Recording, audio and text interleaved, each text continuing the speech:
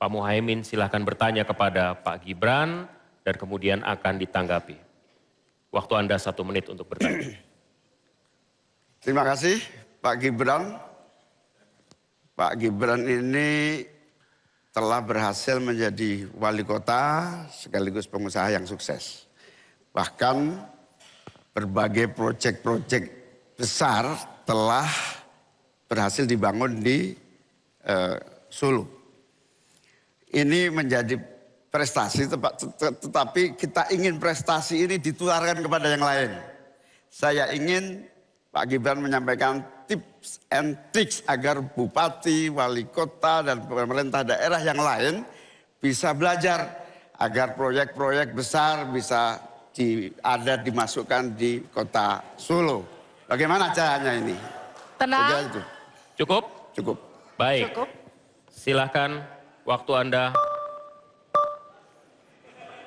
Pak Gibran, waktu Anda 2 menit untuk menanggapi. Baik, Gus Muhaimin. Saya jelaskan ya, sekarang Indonesia itu sudah memulai yang namanya pemerataan pembangunan. Yang dibangun bukan hanya Solo saja. 53% investasi kita sudah ada di luar Jawa. Kalau kita pengen fair ya Gus,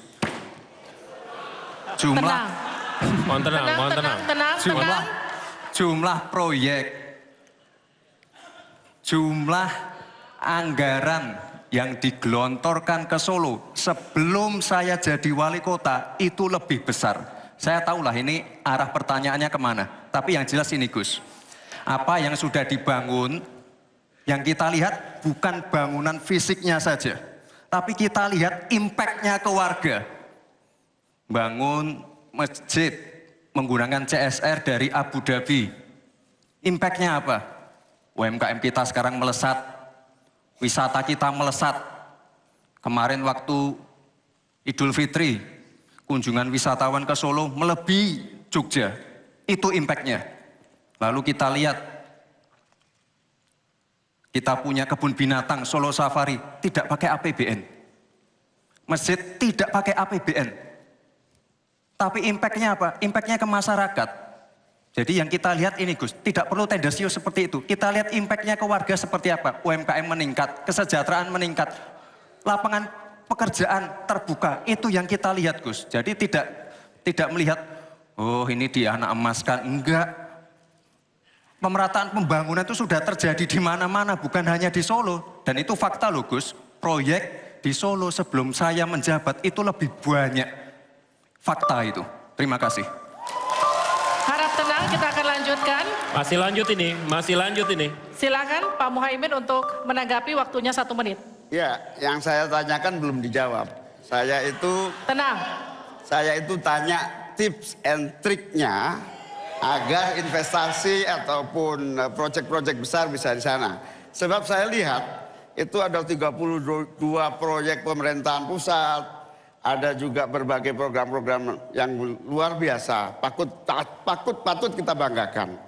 Dibandingkan dengan misalnya Kota Madiun yang hanya 11%, Cirebon hanya 7%, Tasikmalaya. Kita ingin triknya apa? Sehingga akses pendanaan pembangunan itu bisa bersifat adil dan merata. Bukan hanya di satu kota, tapi berada di seluruh. Kita lanjutkan. Ini yang menjadi catatan saya adalah keadilan dalam melaksanakan APBN. Kalau kita jadi pemerintah pusat nanti, tugas kita adalah membagi secara adil seluruh proyek-proyek nasional kita. Cukup. Silakan Pak Gibran untuk menanggapi. Waktunya 1 menit, silakan. Mohon tenang. Baik Gus, saya jawab lagi. Sebelum ada proyek dari pusat masuk, kita ya, para wali kota ya harus menyiapkan yang namanya readiness kriteria. Kalau nggak ada itu, nggak mungkin proyek itu masuk. 2, kita sebagai wali kota harus menyiapkan hal-hal non-teknis. Relokasi, nego dengan warga-warga, bantaran sungai, bantaran rel kereta api. Itu Gus, 1. Lalu kita juga harus berkolaborasi, tidak semuanya pakai APBN. Ada yang pakai APBN plus APBD plus dibantu saya sering dibantu Pak Ganjar, gubernur saya. Ini kolaborasi, jadi tidak semuanya APBN, ini kolaborasi, ada CSR juga, ada BUMN juga, ini kolaborasi. Dan sekali lagi sebelum itu masuk, kami para wali kota menyiapkan readiness kriteria, itu. Jadi ya saya kira ini cukup fair, Gus. Ayo mana Baik. pendukung? Tenang. Apresiasinya.